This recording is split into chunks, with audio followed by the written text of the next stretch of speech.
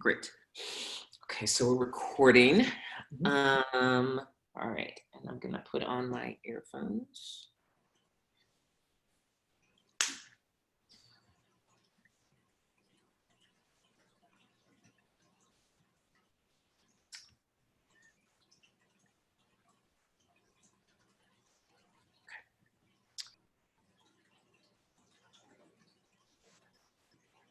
All right, so I'm gonna spotlight me. Okay.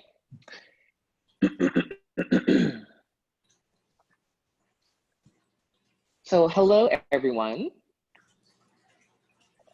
Those of you who are joining us live, and those of you who are watching the recording. My name is Dr. Shante Paradigm Smalls, and I'm the founder, co-founder, and the curator for Weekly Dharma Gathering, so welcome. And I am really excited to host tonight my new friend, led by Sensei Alex Kakuyo. And the talk that he'll be giving is using faith to combat spiritual materialism in Buddhist Sanghas. So I'm very excited for that. And then Sensei Kakuyo will first lead us through a guided meditation, and then a Dharma talk, and then we'll close with a Q&A. So just a couple of housekeeping items. Tonight's session will be recorded. So if you prefer not to be seen live, you can just take off your camera feature. So you can hit stop video. You can also mute your mic. And also please note that you will be recorded when asking a question. So if you don't want your voice recorded or likeness recorded when you're asking a question, you can at any point, starting from now until the Q&A ends, you can actually ask a question in the chat box. So and then I can read out the question. So you don't have to wait until the official Q&A. Okay. The recording of tonight's gathering will be accessible within 48 hours via your purchased products on your Vimeo Weekly Dharma Gathering account, and you'll receive an email notification once it's posted. So here we go. I'm going to read Sensei Kakuyo's bio. Sensei Alex Kakuyo uses the teachings of Shinjin and Harukai to illustrate the dangers of spiritual. This is about tonight's talk. Spiritual materialism and the Dharma, referencing passages from the Lotus Sutra and the Lankavatara Sutra. He discusses the inherent enlightenment that all people possess and how that informs student-teacher relationships. Sensei Kakuyo is an author, activist, and Buddhist teacher in the Bright Dawn Center of Oneness Buddhism, which is, if I'm not mistaken, is a Pure Land sect. Is that correct? That's correct. Great.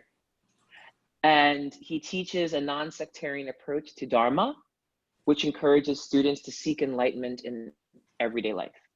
A former Marine, Alex served in both Iraq and Afghanistan before finding Buddhism in 2013.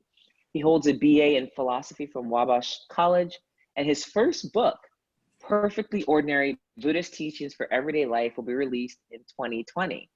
Awesome. So now I'm going to highlight Alex, and please teach us, Sensei Kakuyo. Thank you. Oh, absolutely. Thank you for having me. Let's see. So we'll start first with the guided meditation.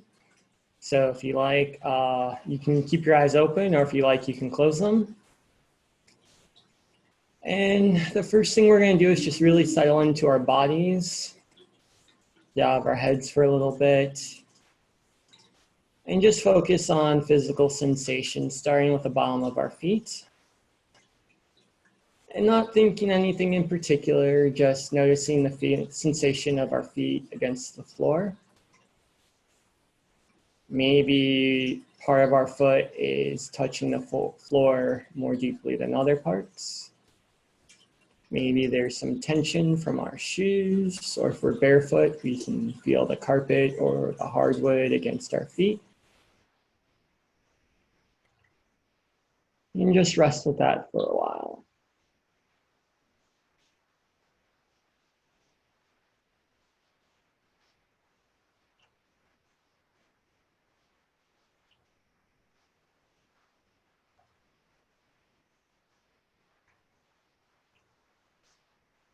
Now slowly we move our awareness to our ankles. Maybe we flex them just a little bit. Not thinking anything in particular, just noticing the sensation. Maybe they're a little stiff. Maybe they're very loose.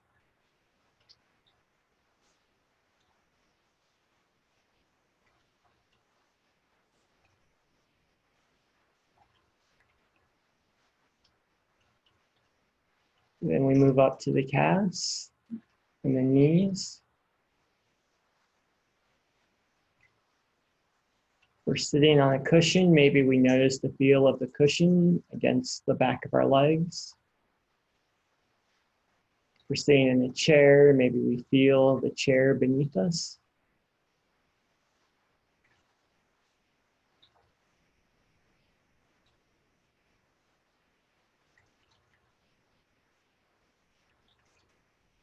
Then we move our awareness to our thighs and to our hips. Again, not thinking anything in particular, just noticing the physical sensations that are there. And let's just rest in our hips for a while.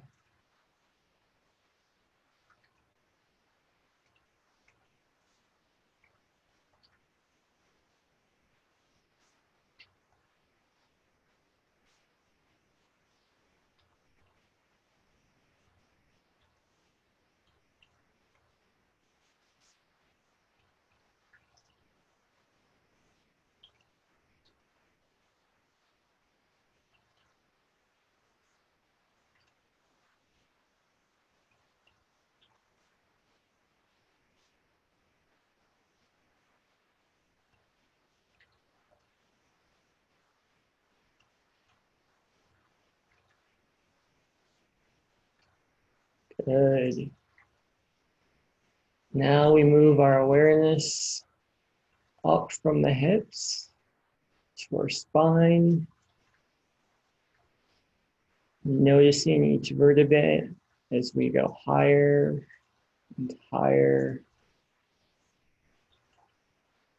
past the stomach, past the heart and lungs, right to the base of the neck.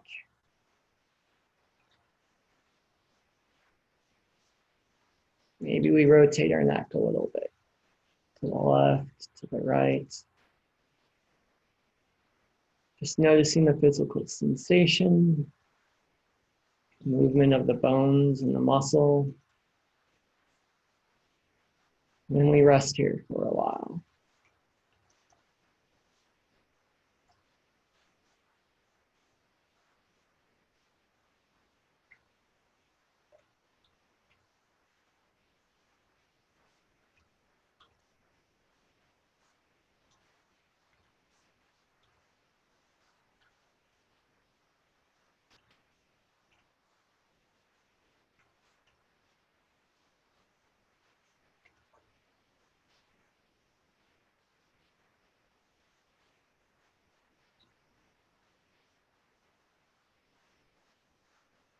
Good. Now we move our focus to our lungs. Feeling the air moving through our nostrils, down our throat. The feeling of the chest expanding and contracting. If our mind wanders, that's okay. Just bring our focus back to our breath, into our chest.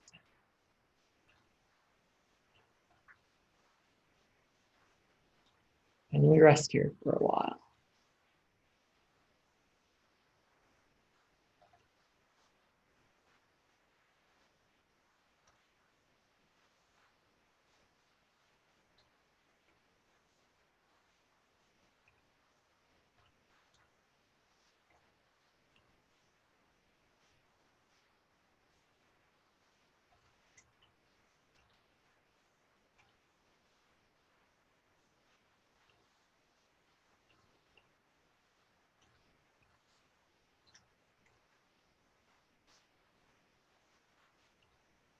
Now we're going to shift the meditation.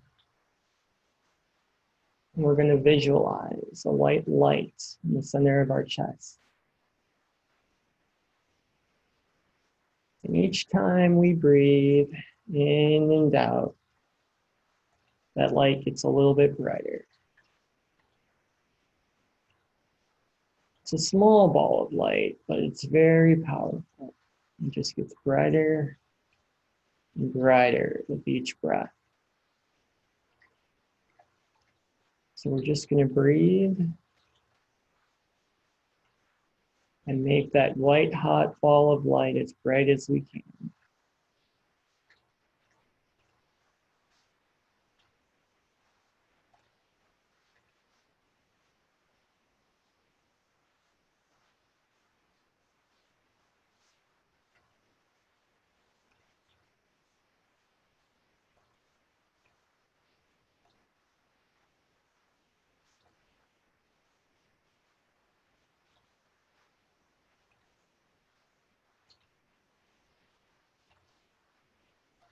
And as it grows, feel the ball of light in your chest. Feel it moving against your lungs, against your heart.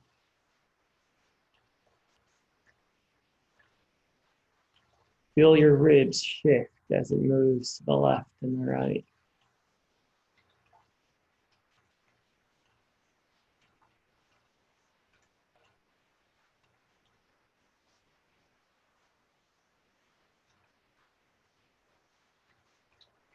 Now that that light's as bright as it can possibly be, imagine a black cloud forming around your body. So dark, you can't see through it. So thick, you can physically feel it against your skin. Maybe some fear arises because of the darkness, but that's okay. Just keep breathing and keep noticing the light in your chest.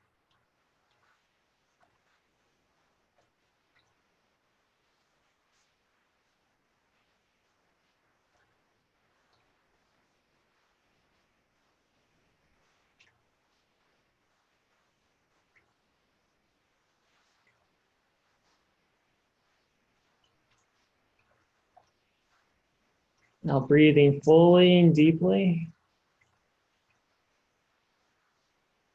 Notice that that white light is your enlightened self, your Buddha nature, which is inherent and unchanging. And notice that that black cloud resting against your skin is the greed, anger, and ignorance of the world. It's the boss that disrespects you. It's the friend who says mean things. It's the person that cuts you off in traffic. And as that light in your chest gets brighter and brighter and that black cloud gets thicker and thicker, I want you to take a deep breath and I want you to inhale that cloud into your chest. And as you see the black smoke entering your chest, I want you to watch it touch the white light of your enlightenment and be purified.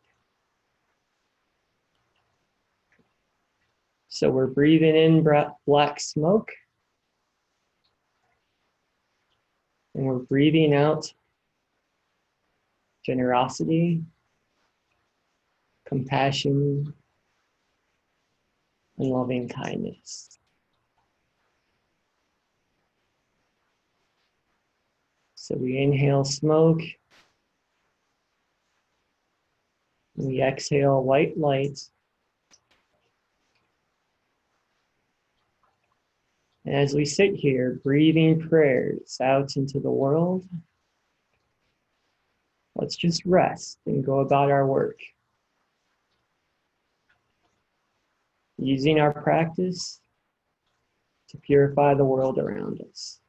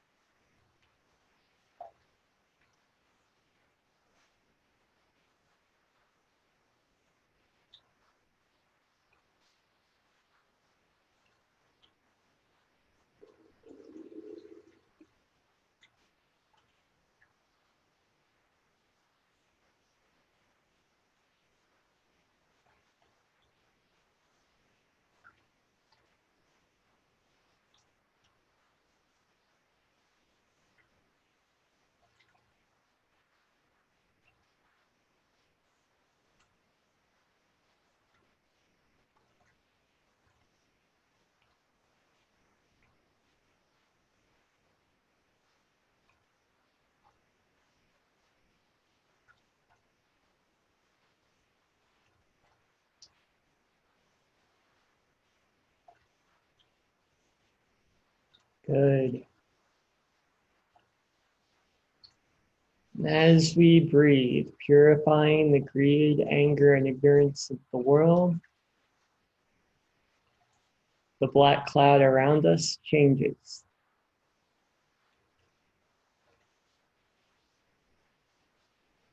Goes from black to dark gray, from dark gray to light gray, and light gray to pure white, until it's impossible to tell the difference between the white light of our enlightenment and the white light of the cloud around us.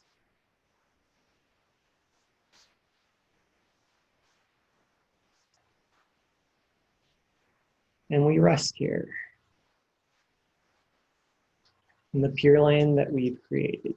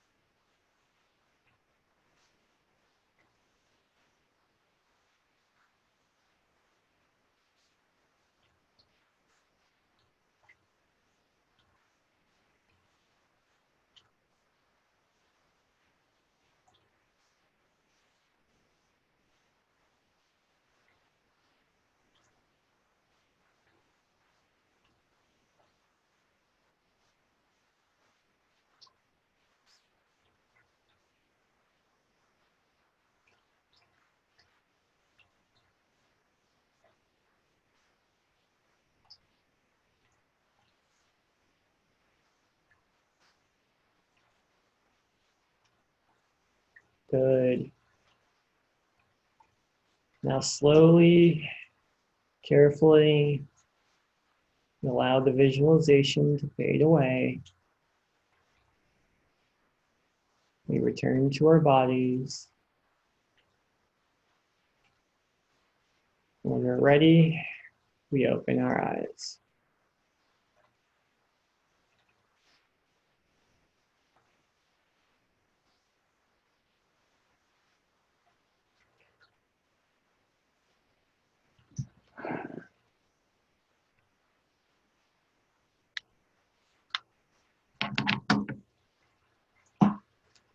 All right.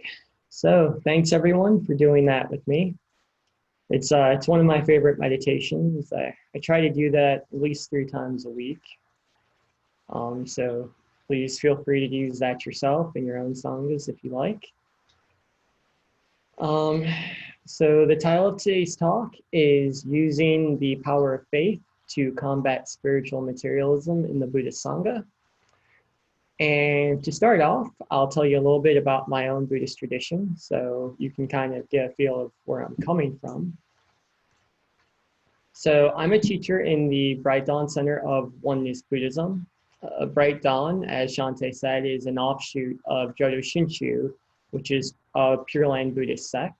And we trace our lineage back to Shinran Shonin, who was a Tendai Buddhist monk in the 12th century.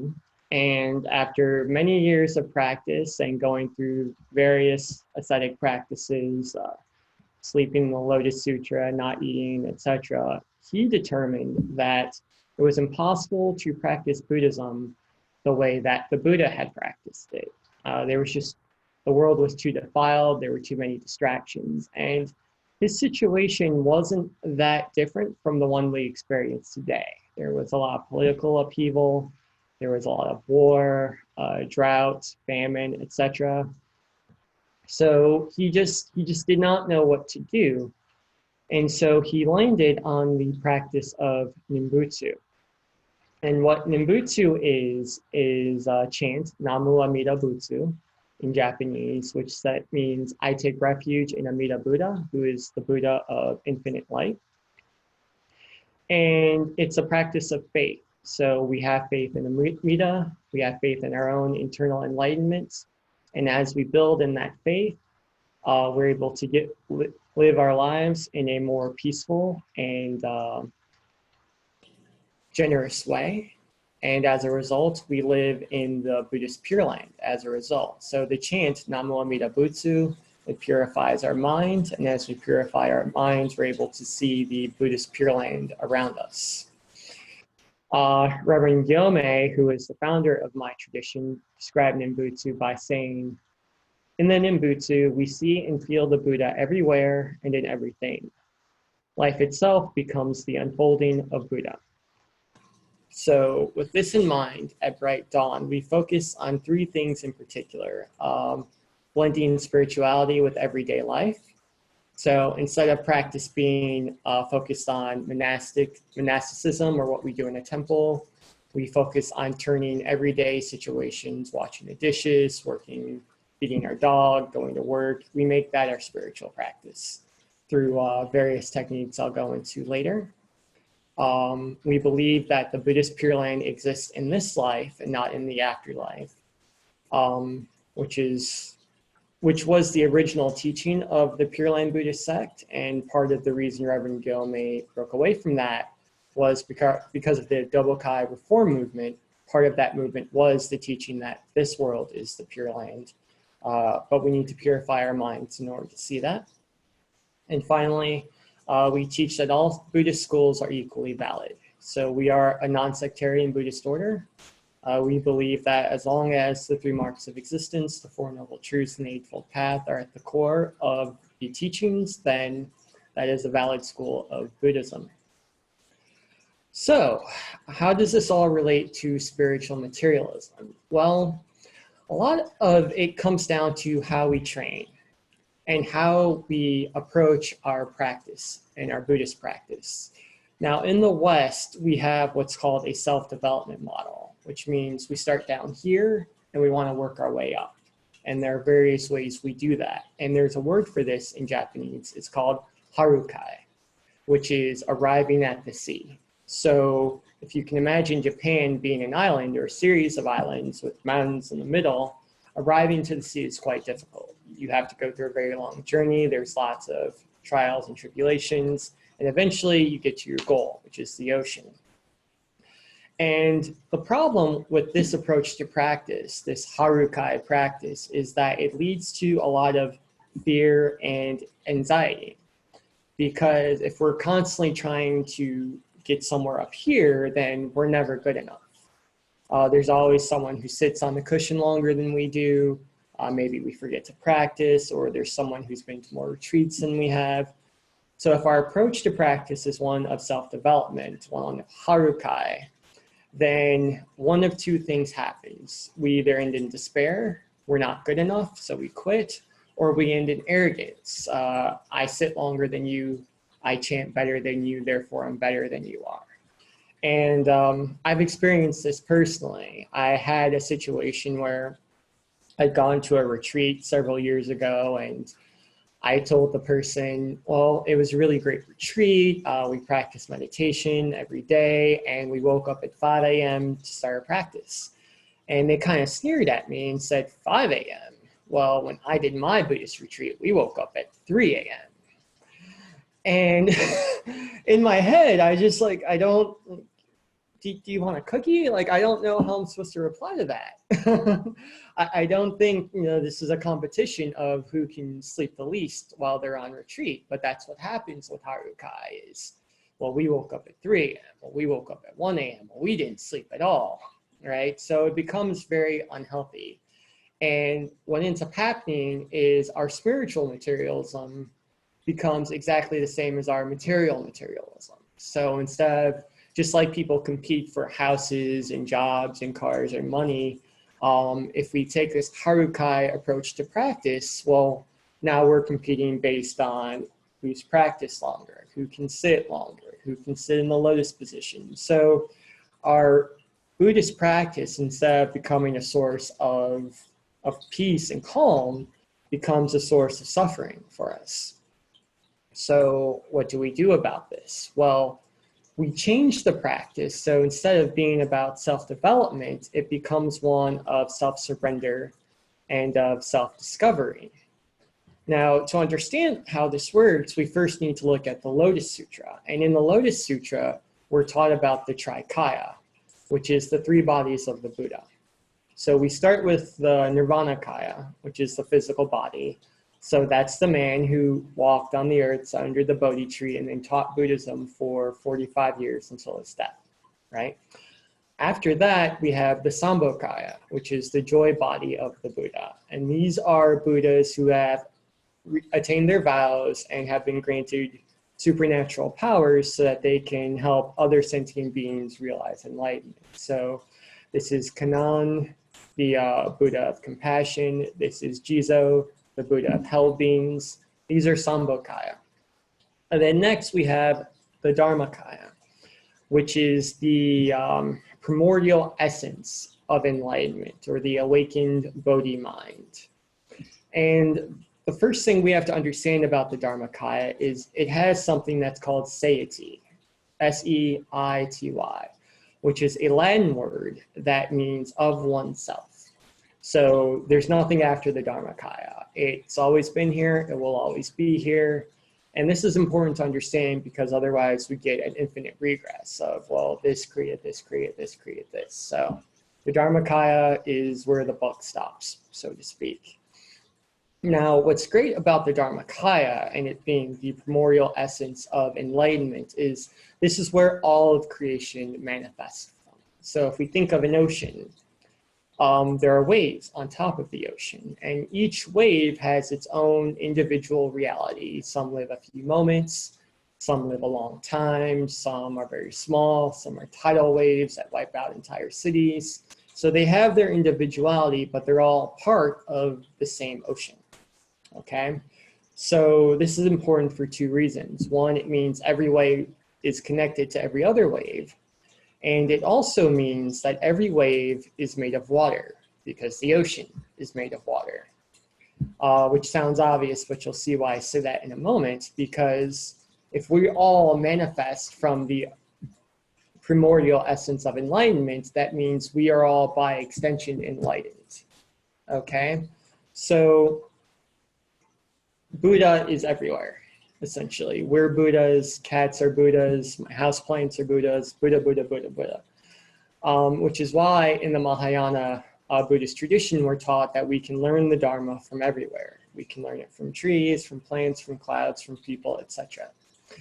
And it also means that because the Dharmakaya has seity, and that's where we get our enlightenment from, that means our enlightenment also has seity, which means it's not dependent on anything else.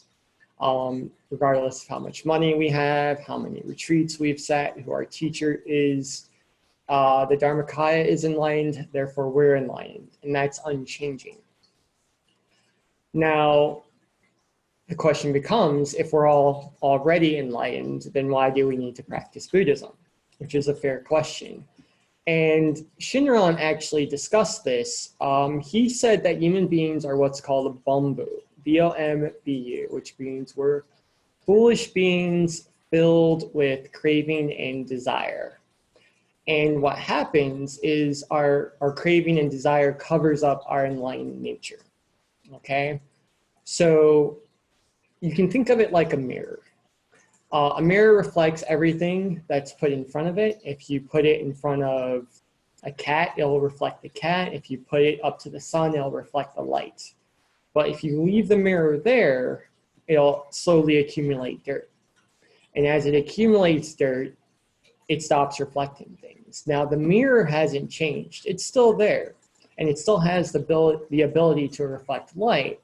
But because of the dirt that's accumulated on top of it, it's unable to do that. So if we want the mirror to work like it's supposed to, we have to clean it.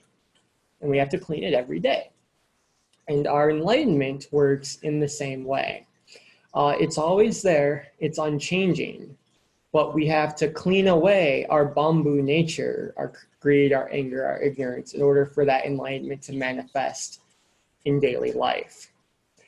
So this is why, if we look at the Lankavatara Sutra, the Buddha tells us that all objective existence comes from our mind, okay? So there's a floor under, or there's a chair that I'm sitting on, for example, and it's real, it's here. If I fall off it, it'll hurt. But if it's a good chair or a bad chair, if the color clashes with my walls or not, that's all in my head. And so it is with our enlightenment. Our enlightenment is there. But in order for us to see that, in order for us to act on that, that's a function of our mind. So if we want to realize our enlightened nature, if we want to manifest it into the world, we have to purify our minds. And that's the focus of our practice. Now, for most of us, there are going to come times in life where we do not feel enlightened. It's just a nature of living in the world in samsara. And that's where Shinjin, which is Japanese for practice or abiding trust, comes into play. And essentially, we have to have faith in ourselves. We have to have faith in ourselves and our own enlightenment, in the practice of the Dharma, that even though we can't see or feel our enlightenment, we have to trust that it's there. And if we trust that it's there, that will fuel our practice. And then as we practice, as we meditate, as we chant, etc., and our enlightenment becomes more clear and more aware as the dirt comes off of the mirror and some light starts to shine from it, well, then that fuels our faith. As we trust in ourselves more, that fuels our practice. And it becomes a very healthy circle, okay, if our practice is based on Shinjin. Now, that's different from if it's based on Harukai or self-development, because then our practice is based on fear. So that's the difference between Shinjin and Harukai. It's, do we practice out of fear or do we practice out of faith? And based on what we choose, that decides not only how we practice, but how we interact with others. Now, I mentioned previously that we have to replace Harukai with self-surrender and self-discovery. And what we're doing when we do that is we are surrendering the parts of our bamboo nature that cover up our enlightenment. And we are discovering our enlightened nature, which lies beneath that. And there are a couple ways we can do that. So with the practice of self-surrender, we have bowing and we have chanting, which are two of the 4 pillars of practice in my tradition. So for bowing, I have a lot of personal experience with this. And Shante actually saw this firsthand when we were on retreat together, is that I bow all the time. I bow to the Buddha, I bow to people, I bow to the cushions, I bow when I enter the meditation hall, when I leave it. And the reason for that is because that's a practice that was given to me by my teacher, Reverend Koyo Kubose. Because when I first came to practice, I was very angry because of my time in the military, because of things that happened before that. I had a lot of anger that I didn't know what to do with. So the practice he gave me was prostration, was bowing, which when you do a full prostration, what happens? You are making yourself physically smaller. You're touching your forehead to the floor. So it's an act of humility. It's an act of compassion. It's an act that stops you from being the center of the universe, right? And as I bow, what happened was I took my anger and I gave it to Buddha. I gave it to Amida. Because your mind, you can't do both. You can't hold on to your anger, your bamboo nature, and bow at the same time. It's just not possible. That's why Westerners especially have so much trouble with bowing, because it's the physical embodiment of humility and compassion. So as I bowed over and over and over and over again, what happened is I was just forced to let go of that anger. And as I let go of that anger and it went away, my enlightened nature became more apparent, which made me want to bow more. And again, that very healthy cycle arises. And now I bow constantly. But I'm also a lot more peaceful and more calm than I was before I started this practice. Meditation is another way we can practice self-surrender. Because when we sit in meditation on the cushion, hands in mudra, eyes closed, not moving, we are surrendering our ability to give in to our desires. Whether the desire is as simple as I want to scratch my nose, or it's more complex, like I want to check my phone or answer an email. We are letting go of our ability to do that. We are letting go of our ability to act on our greed, anger, and ignorance. And as we do that over and over and over again, as we want to get up, but we don't, as we want to check our phones, but we don't, as we surrender that part of ourselves, again, that creates a situation where our enlightened nature can rise to the surface. So that's a situation of self-surrender that occurs. Now, on top of that, we have self-discovery, and that's done through prayer, and that's done through chanting. Now, with chanting, what happens when we chant Namu Amida Butsu, that is a celebration of our own enlightened nature. And it requires faith because, again, we may not always feel like we're enlightened. But if we chant, if we place our faith in Amida Buddha and in the fact that even though I don't feel enlightened, I'm going to act as if I am, what ends up happening is we realize that, wow, there is peace within me, there is calm, there is generosity. And then as that becomes more apparent, that again feeds our practice, that feeds our faith. And I had a very specific experience with this actually when last week when I was on retreat at Spirit Rock Meditation Center. So for those of you who've been there before, the living quarters are at the top of a very steep hill. It's very long, very steep. The dining hall is at the bottom, and you have the meditation hall in the middle. So for all of us who were there, we had to walk up and down this hill repeatedly, several times a day. And as I did this, naturally all the thoughts you normally have came up. My feet hurt, it's hot. You know, I was wearing my robe, so that didn't help. But thankfully, because of my Buddhist practice, because of right mindfulness, I saw what was happening and I determined that I was going to turn this around. So what I started doing was I chanted Nembutsu each time I walked up or down this hill. And with each step, Namu Amida Butsu,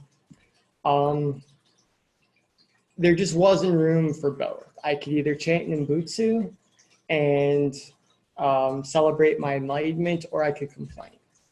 But there just wasn't room in my head for both. And as I did that, I discovered my enlightened nature became more apparent. And as I did this more and more and more, I actually began to enjoy walking up and down the hill because it gave me the opportunity to chant, which I enjoy doing. So here we have the source of our suffering becoming the vehicle of awakening, right? And that's something that we can do anytime during the day. We can chant Nembutsu in the car, in the elevator, while walking, while feeding the dog. And as we chant, as we discover the enlightenment that lies within us, that awakens us to our true nature, and our lives become peaceful and more calm as a result. So I apologize, I lost my place, but I've covered bowing, chanting, meditation, and prayer is the final pillar of our practice. And prayer works in terms of self-discovery because it helps us see things that we may overlook over time. So for example, each time before I eat a meal, I say the prayer, may the merit of this meal benefit all beings. I give thanks to the universe who made it. Now that's a prayer of gratitude. And I do that because, you know, having a meal in front of you is a miracle. And we don't think about that. But, you know, I read recently about a guy who he wanted to see how long and how much effort it would take to create a sandwich. Just literally from start to finish, grow the wheat, make the bread, grow the lettuce, et cetera, et cetera, et cetera. And what he found was it cost something like 6 months and $2,000 to make one sandwich. So the fact that we can eat a sandwich at any moment just by walking into a restaurant or going to our refrigerator, that's miraculous. But again, because of our bamboo nature, which covers up our enlightenment, we don't always think of it that way. So prayer, it serves as a reminder of really how wonderful our lives are and how we really do live in a Buddhist Pure Land if we look at it that way. So when I say that prayer, may the merit of this meal benefit all beings, the first thing that does is it takes the focus off of me. I'm no longer the center of the universe. I'm thinking about other people and other animals and their lives and the benefit that they need to have, right? And after that, I give thanks to the universe who made it. Well, I'm thinking about the truck driver who drove the truck, who brought the food to the restaurant. I'm thinking about the server who brought it to me, the cook who's sweating over a hot stove, the plants that are included in the sandwich. I'm thinking about the air conditioning coming out of the vents that are keeping me cool, or the heat that's keeping me warm now that it's getting cold outside. So what prayer allows us to do is it allows us to discover not only our own enlightened nature, but also the Buddhist Pure Land that lives around us, that exists, whether we notice it or not. But again, as the Lankavatara Sutra reminds us, we have to purify our minds in order to see it, because that's where objective reality comes from. So, those are the 4 pillars of practice. That's the difference between Shinjin and Harukai. I just want to reiterate again that if we give up Harukai, if we give up the idea of self-development, that I need to attain enlightenment, that I need to practice with this specific teacher, or, you know, attain this quote unquote rank in my Sangha, that does not take away our motivation to practice. Far from it, it encourages us to practice more. If we sit on the meditation cushion and our practice is one of Harukai, and let's say our mind is all over the place and we're feeling kind of wiggly, well, now we failed. Now we don't want to meditate anymore. We get discouraged. But if our meditation comes from a place of Shinjin, faith, and our mind's all over the place, well, I already know I'm enlightened, so I just enjoy it. I enjoy the fact that my mind's wandering. I enjoy the fact that I'm feeling a little wiggly, and I just experience it and I notice it. And I try to do it a little bit better tomorrow, but it's fine either way.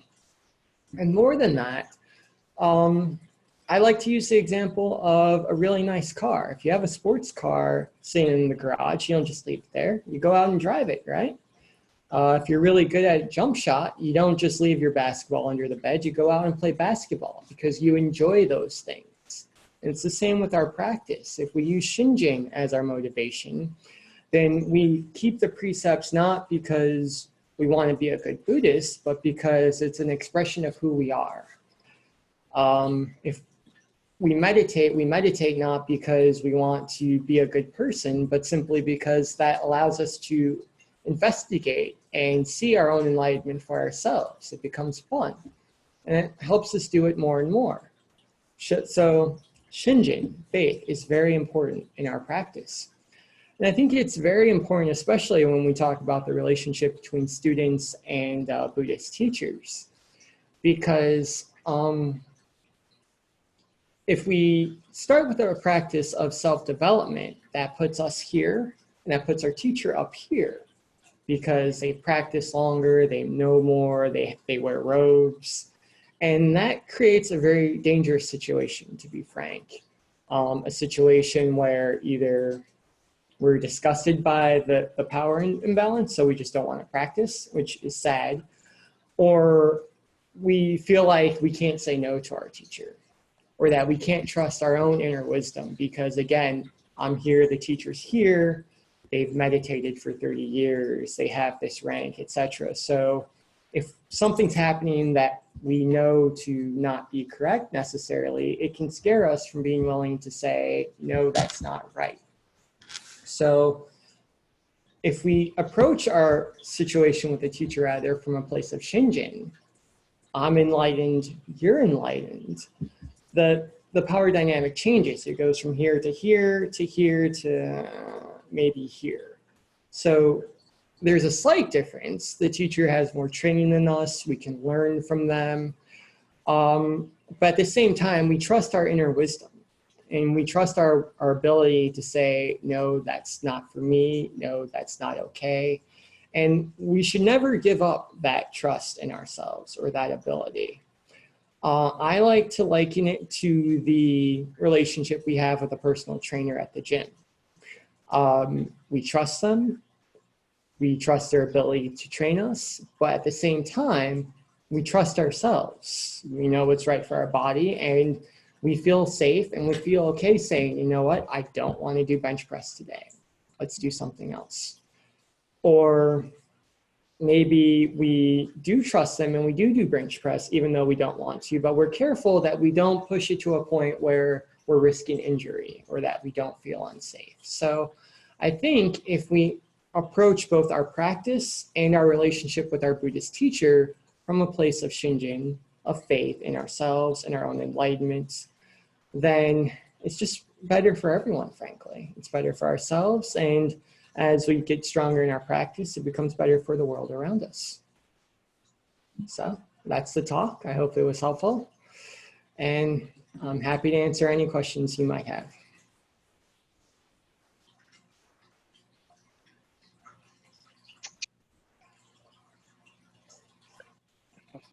Okay, so it seems like, hold on, let me highlight myself here. Well, since we have a question from Sheena, thank you.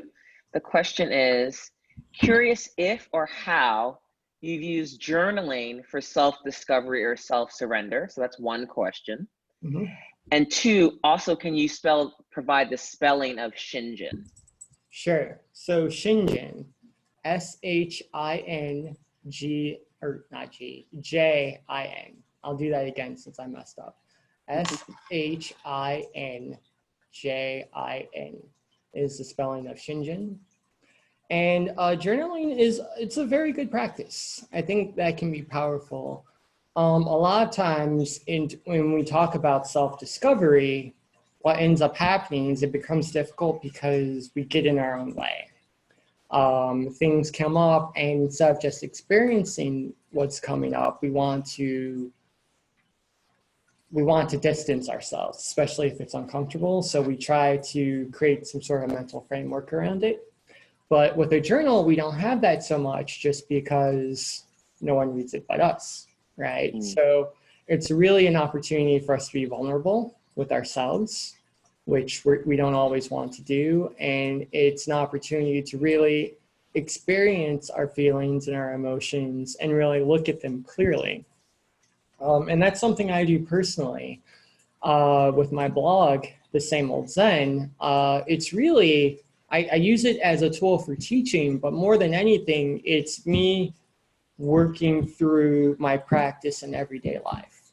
So this is what happened to me, and this is how Buddhism helped me. And as I'm writing, a lot of times what I start writing isn't what I finish writing, because I think I want to write about one thing, and this is what I learned from it, and then, oh, actually I learned something else. Or actually, this thing didn't impact me as much as I thought it did. It was actually something else. So I think the process of writing and journaling can be extremely helpful in self-discovery. Thank you. I actually have a question. I'm thinking about how to word it. One thing that's, and then Sheena says, beautiful talk. Thank you so much. Yes, very beautiful talk. One of the things I was wondering is, I was very excited when you were talking about spiritual materialism. It's a big phrase in my tradition in Shambhala. The founder of Shambhala, Trungpa Rinpoche, wrote a book called, I can never remember the first word, but it's basically about like avoiding spiritual materialism and like how that's part of actually the practice, particularly when you're working from this place of trying to attain practices and use a consumer model, particularly in the US, but not just. And I wonder if you could say a little bit more as a teacher, the own balance between not having the basis of your practice with spiritual materialism and your own pretty swift, I would say sometimes, some people might view it as swift, but we've been here many lifetimes, your own sort of journey, somewhat swift journey to becoming a sensei. Do you feel like people challenge you on that? Because, yeah. Sure, absolutely. So I would say part of it, because I've been practicing for 7 years, which just beginning in terms of Buddhism, right? And I think Reverend Gyome and Reverend Koyo, who is now the head of Bright Dawn, was very wise in how he kind of controlled for that, in that he doesn't ordain priests or monks. So if you're a teacher in the Bright Dawn tradition, you're a lay teacher.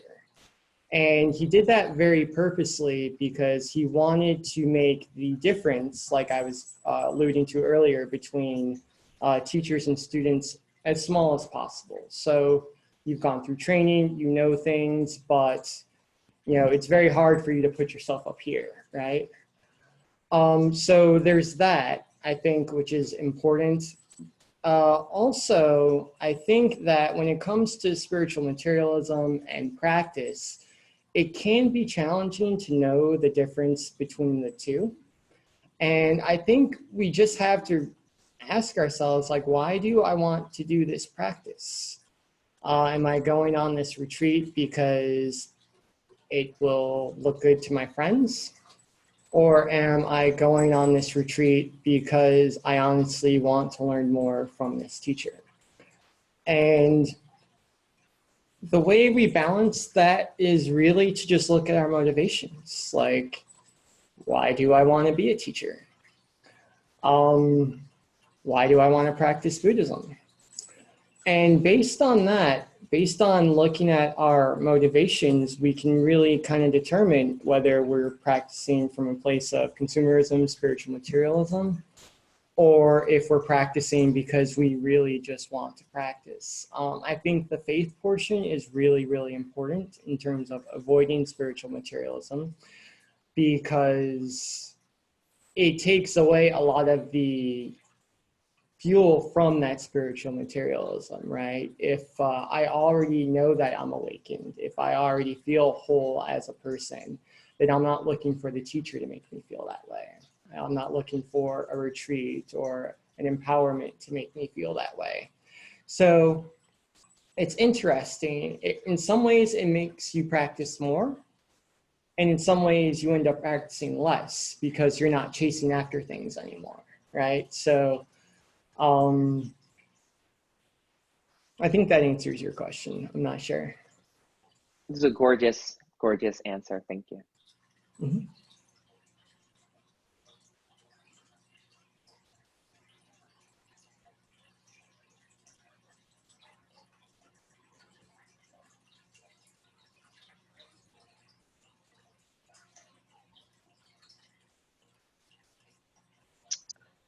We still have time for questions. Can be put in the chat box or they can be asked directly to Sensei. Mm-hmm.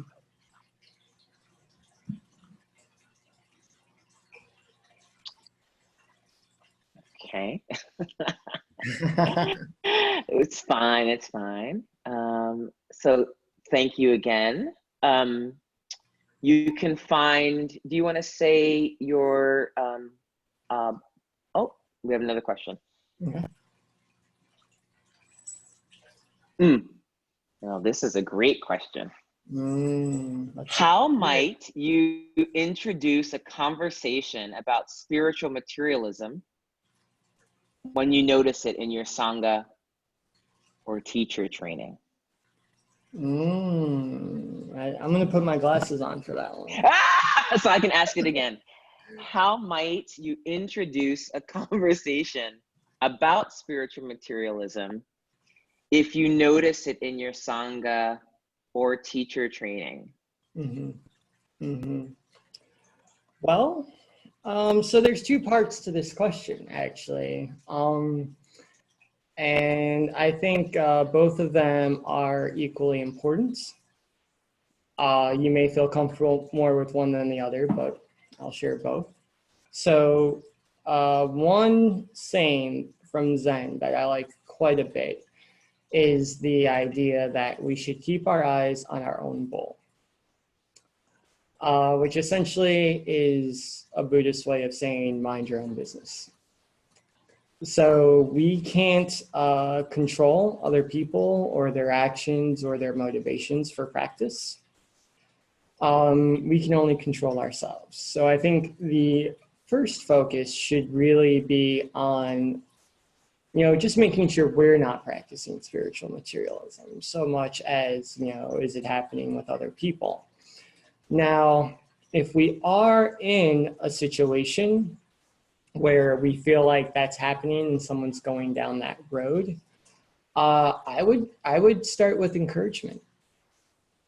I would encourage them. I'd, compliment them while your practice is really strong, while you're a real motivation to me, because what that does through that encouragement is, again, it takes the fuel out of the Harukai, out of the self-development practice, right? Because whenever we're practicing spiritual materialism, there's something we're missing that we're trying to fill, right? So I don't feel like a good person, but if I can go on this retreat, I can check that box. I don't feel like my practice is good enough. If I can sit with this teacher, then it'll be where it needs to be.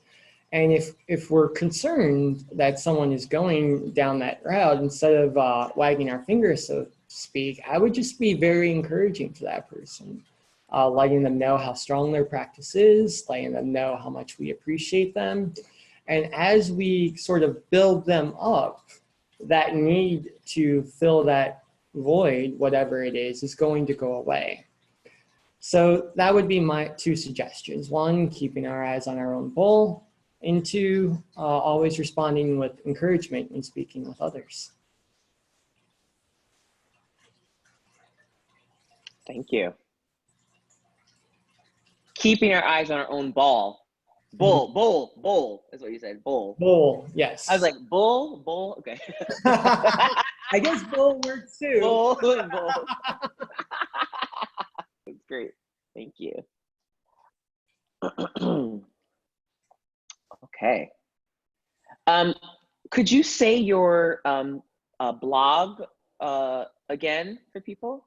Yeah, absolutely. So if you'd like to read, I've written about Buddhist practice and how it can integrate with everyday life. You can do that at The Same Old Zen, which is sameoldzen.blogspot.com, all one word. That's I'll put it in the chat box. There you go. Okay. All right. Exactly.